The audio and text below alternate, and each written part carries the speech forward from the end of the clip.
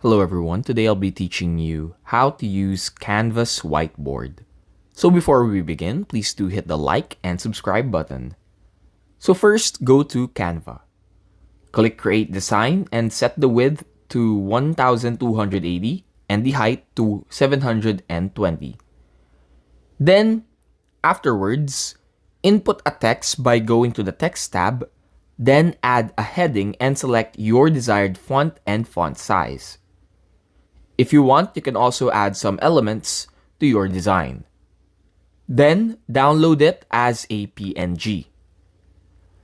Afterwards, go to Apps icon and search Speed Paint.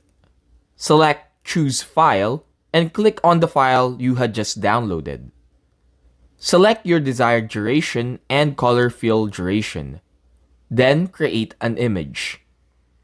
Afterwards, drag the file to a new page, and now you have an animation for your whiteboard. Well, that's all for today's video. We hope this helped you out. Thanks for watching.